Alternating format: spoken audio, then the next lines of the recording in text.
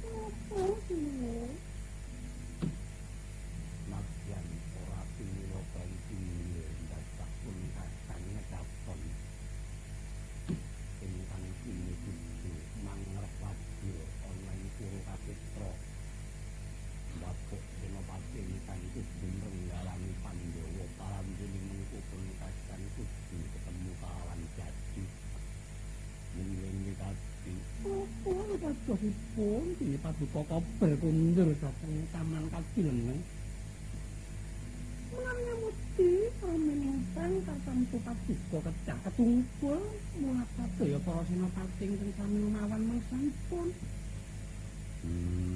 Apa kok ndereng?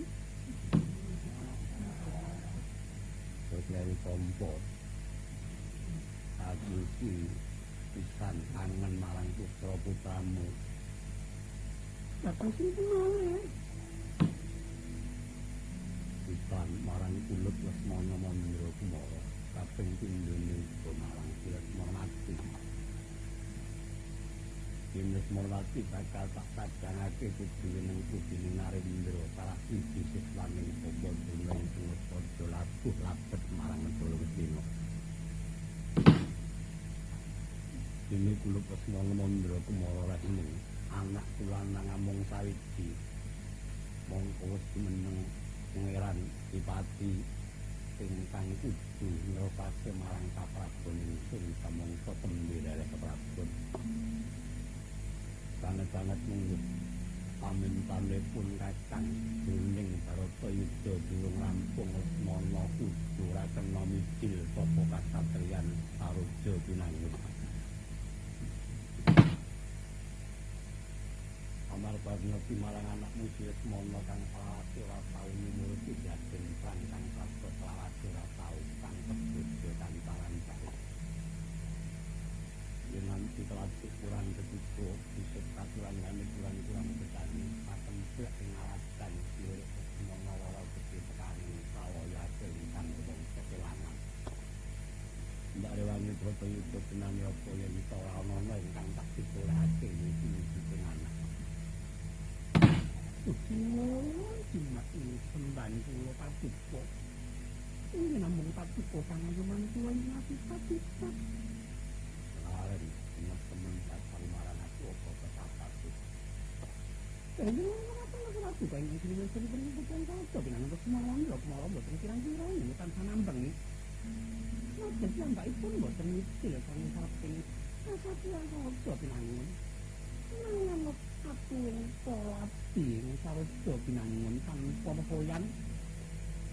Iki paduka Lesmana Mandra Kumara. Masuk apa kita nanding payudan kejiwa bukti-bukti teman tunggal menapa sing Pringastina Maha Prabu Duryudana Selon angandika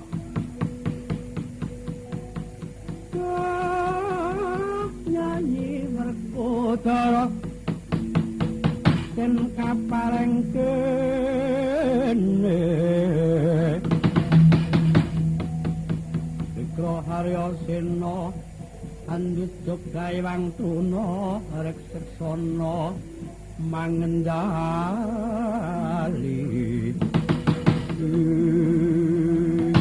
katiwa patoro zakat banget tapi betul orang itu ake marang dawuh Gusti Lesmana Mandra Kumara muga-muga bocah iki aja nemoni apa-apa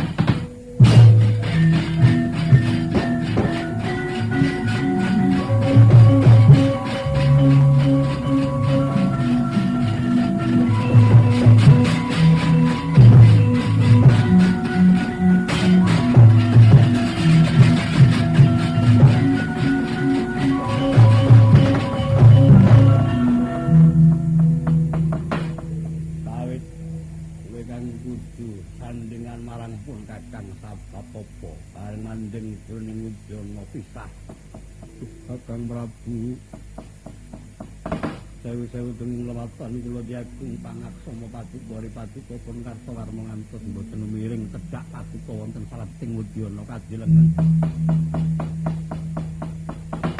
Jaret kula mireng panjeliing para wadya kang sepangkah wawasaning Kurawa ingkang sami abebula dhateng cedhakipun ingkang putra Punesmana Mandra Kumara tanding lan Abimanyu.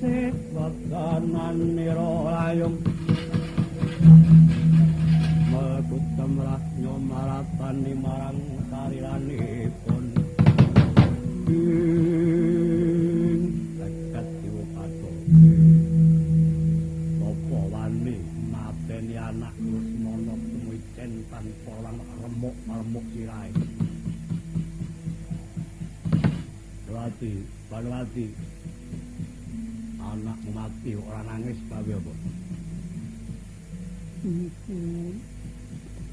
Sampun tumugi ning becak aja singgung yen kula saking ngetuni. Ning susah.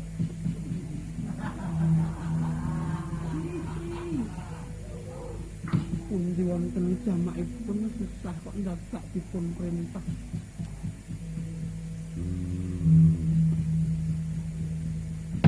Kowe ora ketun patine anakmu. Arep dados kula kedul. Kartowarma Kula kakang kok ratu. sing maten Lesmana Mandra Kumara sapa.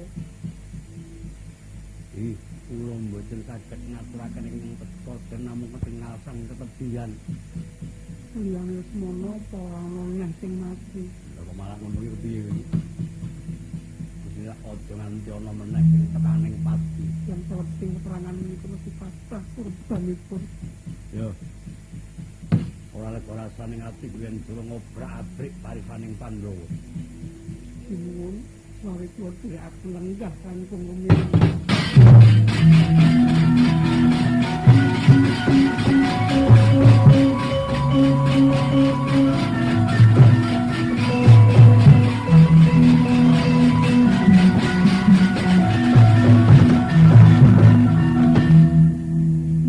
Gedhek tataing korban ingkang sampun dados sesampening Baratayuda daya pinangun prayogi perang dipun suwaka pendel semanten kemawon sinuwun. Tarane Panjenengan Baratayuda ingkang dados selenging perkawis menika negari Ngastina kekalihing negari Ngastina tuwin Indra Prasta sakjajanipun tumunten paduka paringaken dhateng Pandhawa perang mesti rampung.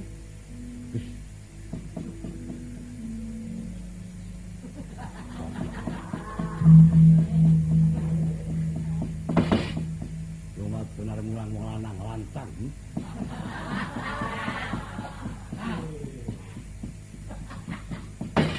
Aku apa-apa tak perintah wis manut. Bobot aku sifat lanang nganti kaya idolan sifat rumangsaku aku kang wadon kowe sing lanang apa-apa tok reh. Ning sethithik wae ora kena aku mung manut isih kembaliake negara mesti negarane kakek moyange.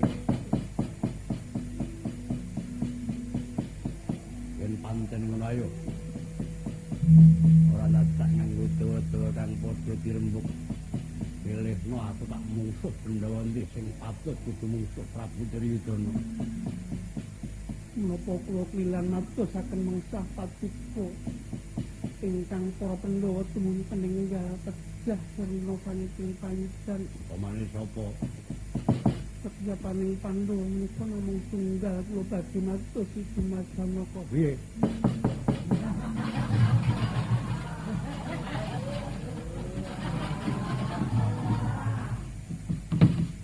Rasa golek Idyaka Janaka. Kemana pemenakan Utek noto kaban labrake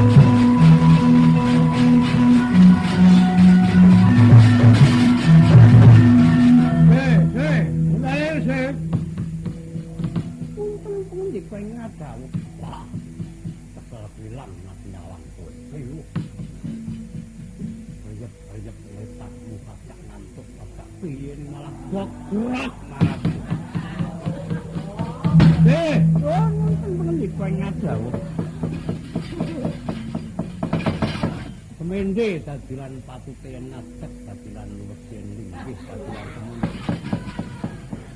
Lakumu sajak ekar ning kok piye ngono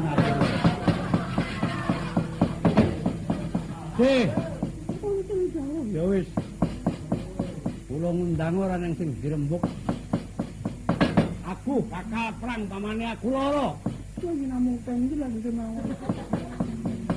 Aku mati, Badhe kula obong. lho kuwi tak iki. Iki tresno bondo apa tresno wong, blak-blakan wae. Ora sithik nggonku bandane kowe parek. Ora ngerti kenal mulai kali katresnane sudo parek.